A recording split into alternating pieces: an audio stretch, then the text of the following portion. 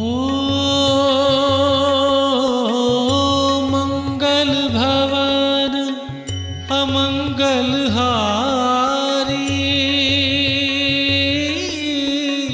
द्रवहु सुदशरथ अजर बिहारी। राम सिया राम जय जय राम। राम सिया राम जय जय राम। ओ हरि अनंत हरि कथानंता,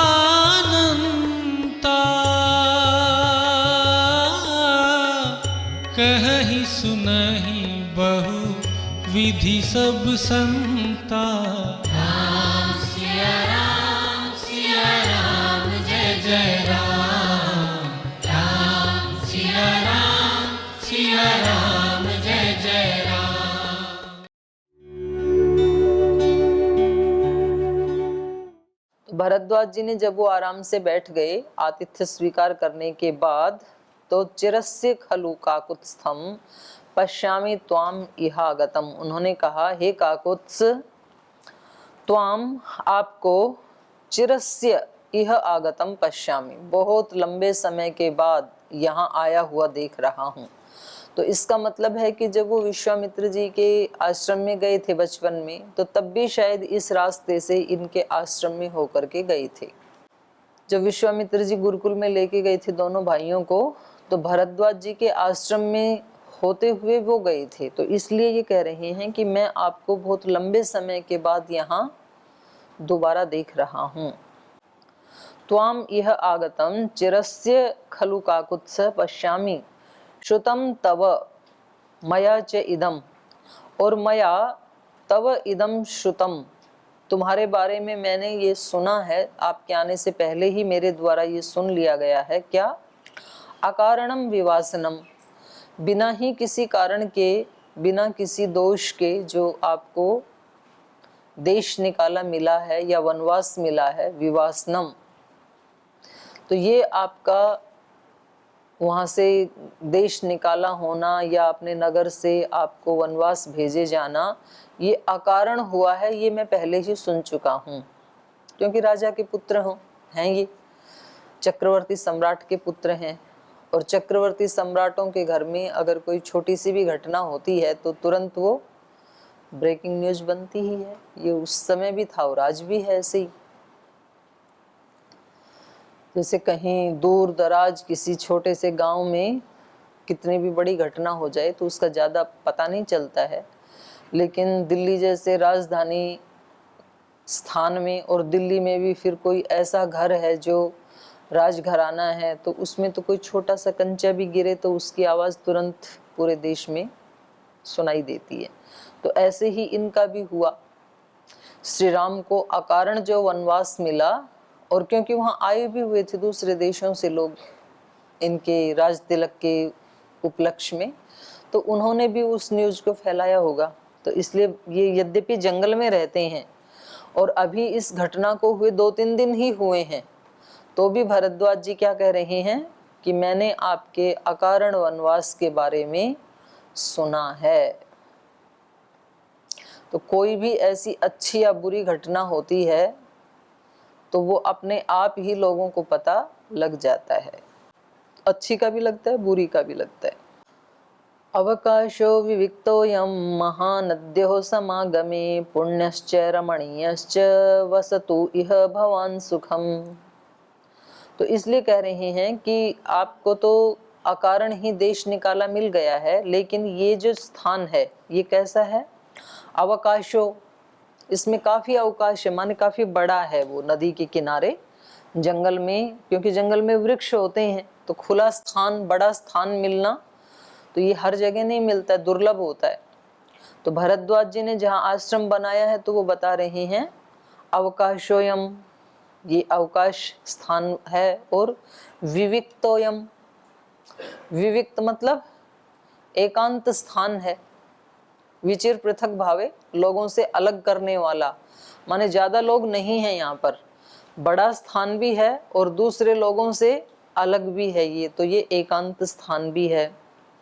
महानद्योः समागमे, और दो महान नदियों का समागम भी है यहाँ पर। तो देखो सारे ही तो अच्छे अच्छे लक्षण घटित हो रहे हैं इस स्थान में। नदियों का संगम हो, एकांत स्थान भी हो और अवकाश स्थान भी हो, बड़ा स्थान भी हो, तो ये सारे वो मिलना बहुत दुर्लभ है। पुण्यश्च रमणीयश्च, और यहाँ पर आसपास में प्रयागराज में जैसे रहते भी हैं लोग, तो वो सब कैसे हैं? पुण्यश्च, पुण्यशील लोग ही रहते हैं, कोई दूसरे लोग यहाँ आकर के नहीं रहते हैं, बल्कि जो धर्मात्मा साधु संत हैं वही यहाँ पर रहते हैं। और ये पुण्यश्च रमणीयश्च, इसलिए स्थान बहुत रमणीय है, रमण करने के योग्य है, सुख देने के योग्य है। इसलिए वसतु इह भवान सुखम, आप यहाँ सुख पूर्वक रहो 14 वर्ष, कोई दिक्कत नहीं है। आपको अकारण निकाल दिया है, बना बनाया आश्रम है, नदियों का संगम है, खुला स्थान है, एकांत स्थान है, तो आपको आगे जाने की आवश्यकता नहीं है। आप 14 वर्ष तक यहाँ इस रमणीय स्थान पर आराम से रहें, ऐसे भरद्वाज ऋषि जी ने उनको कहा। एवं मुक्तः स वचनं भरद्वाजेन राघवः प्रत्युवाच शुभं वाक्यं रामः सर्वहिते रतः। तो कितना सुंदर विशेषण है श्री राम का। श्री राम कैसे हैं? रामः सर्वहिते रतः, राम सदा सबके हित में रत रहते हैं। सबका हित कैसे हो? सामान्य रूप से व्यक्ति अपने हित में रत रहता है और अपना हित भी उसको अज्ञान के कारण पता नहीं चलता है। हित के नाम पे अपना अहित ही करता रहता है। अपने लिए जो हितकारी है, अपने लिए हितकारी है पुरुषार्थ करना, विद्या का अर्जन करना, बल का अर्जन करना, शांति का अर्जन करना, क्षमाशीलता का अर्जन करना, सहनशीलता का अर्जन करना, ये तो अपने लिए हितकारी हैं। इनका तो अर्जन करता नहीं है व्यक्ति, और अपना हित किस में मानता है? ज़्यादा खाना खाना, ज़्यादा सोना, ज़्यादा आलस्य करना, तो ये अपने लिए हितकारी थोड़ी ही है। ज़्यादा खाना खाने से बीमारी आएगी, बिल्कुल ना खाने, कुछ ऐसे भी हैं जो बिल्कुल ना खाएं, उससे भी बीमारी आएगी। ज़्यादा सोने से अपना कल्याण थोड़ी होगा, हित थोड़ी होगा, तो भी हम सोने का अवकाश ढूंढते रहते हैं। मेहनत ना करना, तो एक तो होता है अपने हित में व्यक्ति लगा रहे, एक होता है अपने भी हित में नहीं लगा रहता है, अपने लिए भी अहित ही करता रहता है। और जो अपना ही अहित कर रहा है वो किसी दूसरे का हित कर देगा, ये तो कल्पना भी नहीं करने की जरूरत है। जो ब्रह्मचारी होके, सन्यासी होके अपना हित नहीं कर पा रहा है बेचारा, और उसके सपने हैं कि मैं सारी धरती को, दुनिया को बदलूंगा, बदलेगा कैसे? अभी तो अपने को भी नहीं बदल पाया। तो ऐसे श्री राम जैसे व्यक्ति हैं जिन्होंने पहले अपना हित कर लिया है, जो खुद समता में जीते हैं, जो खुद पुरुषार्थ की पराकाष्ठा में जीते हैं, जो खुद दूसरों को खुशियां देने के लिए जीते हैं, तो वो उन व्यक्तियों के लिए कहा जाएगा सर्वभूत हिते रता।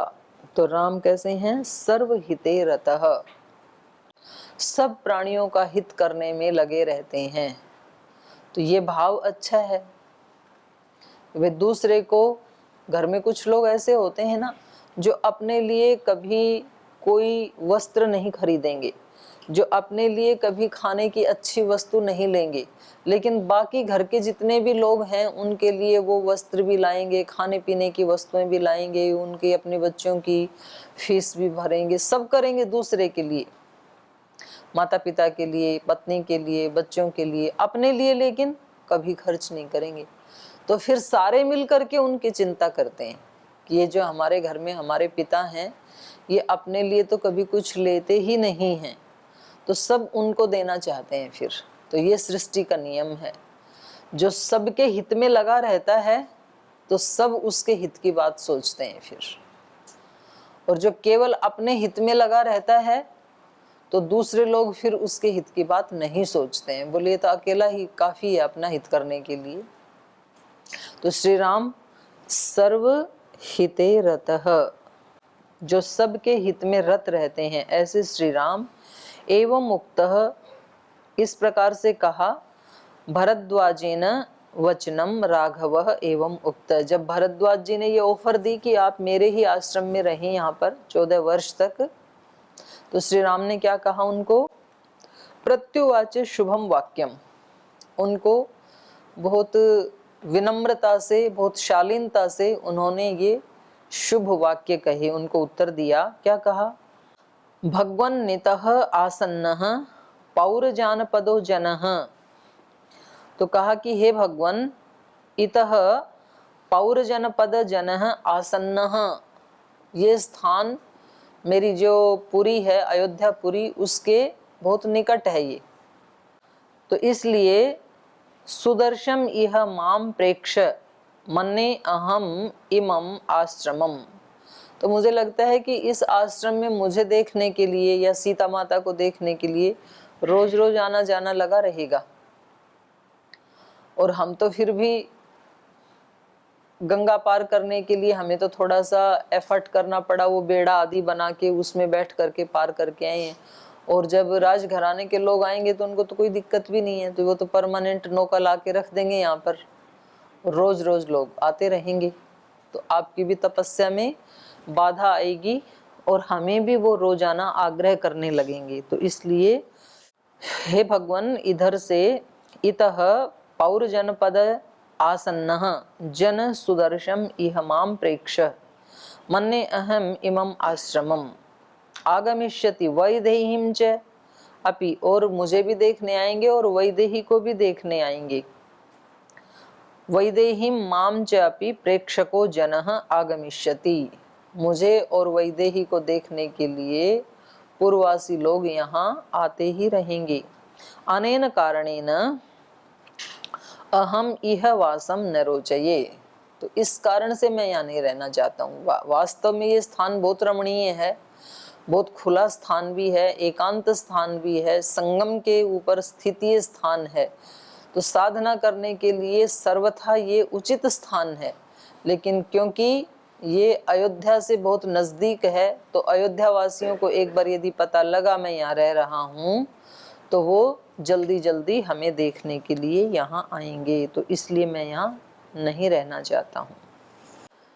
एकांते पश्य भगवान आश्रम स्थानमुत्तमं रमते यत्र वैदेही सुखार्हा जनकात्मजा। एतत् श्रुत्वा शुभं वाक्यं भरद्वाजो महामुनिः राघवस्य ततो वाक्यम् अर्थग्राहकम् अब्रवीत्। दशक्रोश इतस्तात गिरिर्यस्मिन् निवत्स्यसि महर्षिसेवितः पुण्यः सर्वतः सुखदर्शनः। तस्य प्रयागे रामस्य तं महर्षिमुपेयुषः प्रपन्ना रजनी पुण्या चित्रः कथयतः कथा। सीता तृतीयः काकुत्स्थः परिश्रान्तः सुखोचितः भरद्वाजाश्रमे रम्ये ताम्रात्रिम् अवसत् सुखम। तो जब ये श्लोक बोलते हैं तो सभी बोला करो, सबको तो बोलना आता है, इतनी कुछ तो आप में वैयाकरण है आधे तो, और जो दर्शन वाले उनको भी इतनी संस्कृत तो आती ही है कम से कम, तो सारे जने साथ ही बोला करो। एकांते पश्य भगवन आश्रम स्थानम उत्तमम। तो बोले यहाँ तो हम इसलिए नहीं रहना चाहते हैं कि पूर्ववासी जल्दी जल्दी आकर के बाधा डालेंगे, तो और कोई ऐसा एकांत स्थान हमारे लिए भगवान देखिए जो उत्तम स्थान हो, ऐसा ही उत्तम स्थान हो, ऐसा हमें बताइए।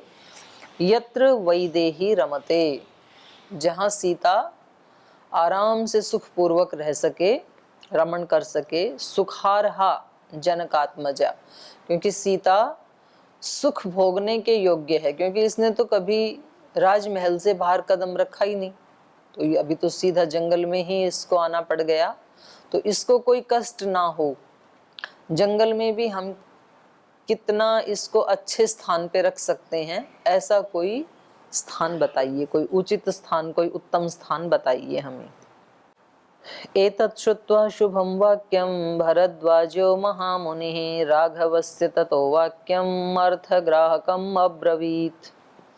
तो जब उन्होंने ये वाक्य कहा तो भरद्वाज मुनि ने वाक्यम अर्थम ग्राहकम ततः राघवस्य अब्रवीत, तो अर्थपूर्ण उन्होंने ये वचन बोले, माने उनको उत्तर दिया। 10 क्रोश इतः तात, हे तात यहाँ से 10 कोश आगे।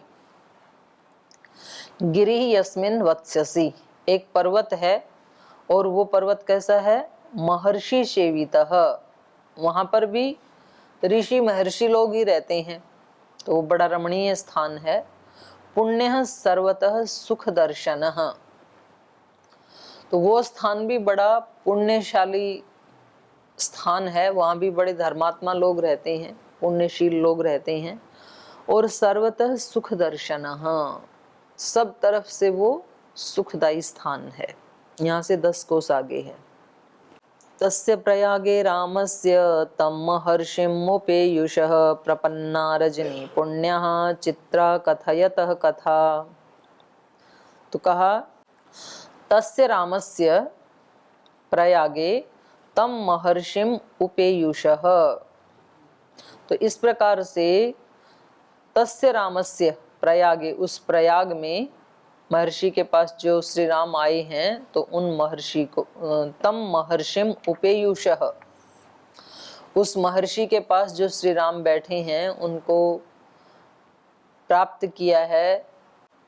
भरद्वाज ऋषि को प्राप्त करके उनके पास जो श्री राम बैठे हुए हैं, तो श्री राम को उन्होंने ये बात कही प्रयागराज में। और ऐसे बातचीत करते करते पुण्यः रजनी प्रपन्ना, पुण्यशील रजनी उपस्थित हो गई, माने रात्रि हो गई। और चित्रा कथा कथयतः, इस प्रकार से सारे दिन भर तरह तरह की चित्र विचित्र बातें करते हुए, चित्र विचित्र मतलब कौन सा स्थान है यहाँ पर, उस पर कौन रहता है, कौन सा पर्वत है, कौन सी नदी उसके पास है, वो सीता को कैसा लगेगा, वो रमणीय है नहीं है, ऐसे जंगल की ही वार्ता करते हुए या कुछ धर्म की वार्ता करते हुए ही रजनी प्रपन्ना उपलब्ध हो गई, मतलब रात्रि आ गई उसी ऐसी चर्चा करते करते। तो उस रात्रि में सीता तृतीय काकुत्स्थ परिश्रांतः सुखोचितः भरद्वाज आश्रमे रम्ये ताम रात्रिम सुखम अवसत। क्योंकि ये भी 2-3 दिन से जंगल में ही सो रहे हैं, तो कैसी नींद आई होगी। कुछ दिन के बाद तो अभ्यास हो जाता है, लेकिन शुरू शुरू में एकदम महलों से और जंगल में आना तो सो नहीं पाए होंगे ना। कहीं इनको धरती चुभी होगी, कठोर लगी होगी, तो कहीं मच्छरों ने काटा होगा, तो कहीं जंगल के जो प्राणियों की आवाज़ है उसने डिस्टर्ब किया होगा। फिर मन में भी अशांति है, कोई बड़ा है नहीं समझाने वाला। तो 3 दिन के बाद अब इनको एक ऋषि मिल गई हैं। तो कई बार ऐसे होता है ना कि व्यक्ति का चित्त अशांत होता है, दुखी होता है, फिर कोई ऐसा व्यक्ति मिल जाए, कोई गुरुजन मिल जाए, कोई बड़ा व्यक्ति मिल जाए, तो उससे मिलने के बाद, उससे बातचीत करने के बाद फिर मनोदशा थोड़ी बदल जाती है। तो श्री राम की, क्योंकि भारद्वाज जी से पहले ऋषि यही मिले हैं गुरु के पास से आने के बाद, तो इनका मन थोड़ा शांत हुआ। और क्योंकि आज आश्रम में सोने को मिला है, तो इसलिए इस रात्रि को ये सुखपूर्वक सोए उनके आश्रम में। भरद्वाज रम्ये आश्रमी, भरद्वाज आश्रमे रम्ये ताम रात्रिम सुखम अवसत। उस रात्रि में वो सुख से रहे वहां पर, तो अच्छी सी नींद आई होगी। 3 दिन से सो नहीं पाए होंगे। तो तीनों के तीनों जो परिश्रांत थे, सुखोचितः, इस आश्रम में जो उचित सुख के साथ श्री राम, लक्ष्मण और सीता तीनों ने सुखपूर्वक वो रात्रि वहां पर व्यतीत की। तो अब ये यहाँ से चलेंगे, ये अगला 43वें सर्ग में हम पढ़ेंगे। उषित्वा रजनीं तत्र राजपुत्रौ अरिन्दमौ महर्षिभिरभिवाद्याथ जग्मतोस्तं गिरिं प्रति तेषां स्वस्त्ययनं चैव महर्षियः चकारः प्रस्थिताश्चैव तान् प्रेक्ष्य पिता पुत्रान् निवागवात् अथ पन्थानमेवाद्य महर्षि सन्न्यवर्तत उपावृत्ते मुनौ तस्मिन् रामो लक्ष्मणम् अब्रवीत् कृतः पुण्यास्म सौमित्रे मुनिर्यन्नोऽनुकम्पते इति तौ पुरुषव्याघ्रौ मन्त्रयित्वा मनस्विनौ सीतामेवाग्रतः कृत्वा कालिन्दीं जग्मतुर्नदीम् अथासाद्य तु कालिन्दीं शीघ्रस्रोतो वहां नदीं चिन्तामापेदिरे सर्वे नदी जलतितीर्षवः तौ काष्ठसङ्घाटमथो चक्रतोषु महाप्लवम् तत्र रजनीम उषित्वा। तो वहाँ महर्षि भरद्वाज जी के आश्रम में रात को निवास करके राजपुत्रौ अरिंदमौ शत्रु का दमन करने वाले ये दोनों राजकुमार श्री राम और लक्ष्मण महर्षिम अभिवाद्य महर्षि को प्रणाम करके अथः जगमतुः तम गिरिम प्रति, जिस गिरि की चर्चा महर्षि भरद्वाज जी ने की थी कि यहाँ से 10 कोस आगे एक पर्वत है और वहाँ बहुत रमणीय स्थान है, वहाँ भी कुछ महर्षि लोग रहते हैं, तो ये उस पर्वत की ओर चल पड़े। तेषां स्वस्त्ययनं चैव महर्षियः चकारः प्रस्थिताश्चैव तान् प्रेक्ष्य पिता पुत्रान्निव अन्वगात्। तो जब ये चलने लगे तो महर्षि भरद्वाज जी ने इनके लिए स्वस्ति वाचन किया। तो ये भी वैदिक परंपरा है।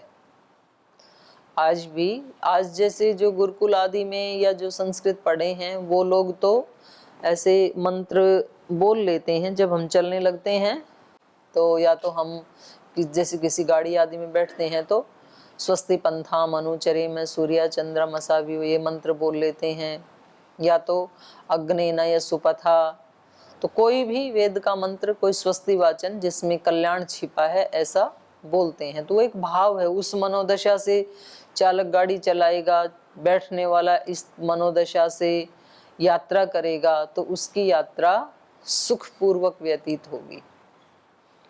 तो ये केवल आज का ही कोई परंपरा या कोई परिपाटी नहीं है, ये त्रेता युग से अति प्राचीन ये हमारी वैदिक परंपरा है।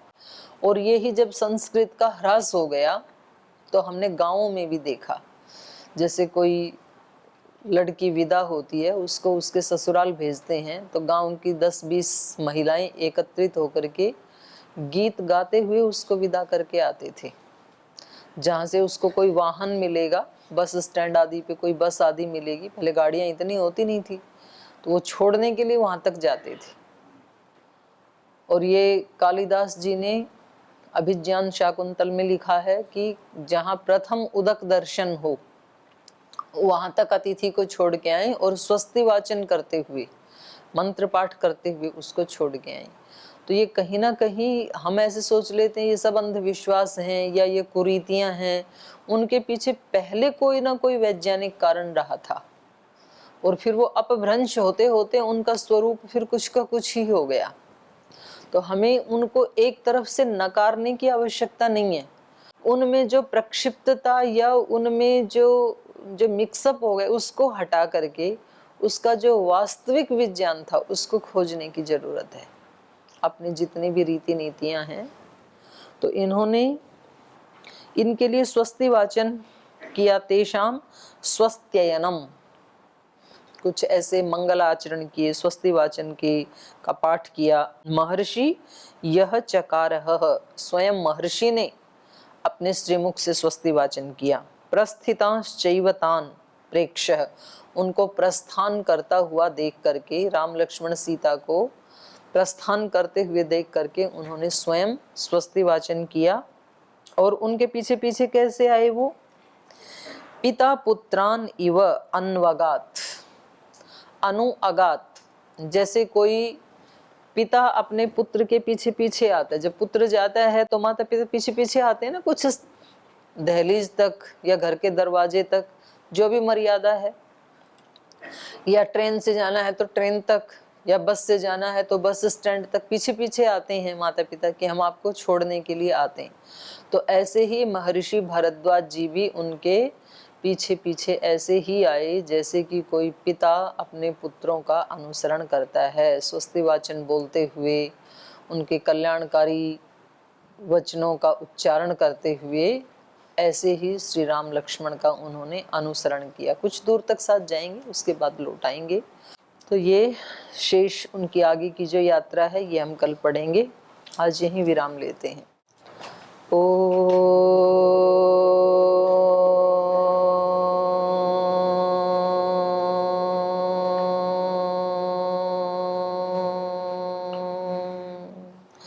शांति शांति शांति। श्री गुरुभ्यो नमः।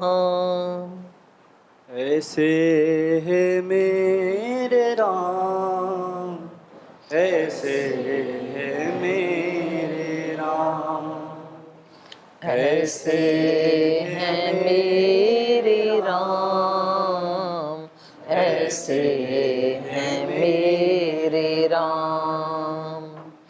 विनय भरा हृदय करे सदा जिन्हें प्रणाम। ऐसे हैं मेरे राम, ऐसे हैं मेरे राम। राम सा पुत्र ना राम सा भ्राता, राम सा पति नहीं नाम सा राम सा पुत्र ना राम सा भ्राता, राम सा पति नहीं राम सा त्राता, राम सा मित्र न राम सा दाता, सबसे निभाए सबका नाता। राम सा मित्र ना राम सा दाता, सबसे निभाए सबका नाता। स्वभाव से उदार शांत सब गुणों के धाम। ऐसे हैं मेरे राम, ऐसे हैं मेरे राम। ऐसे भरा हृदय करे सदा जिन्हें प्रणाम।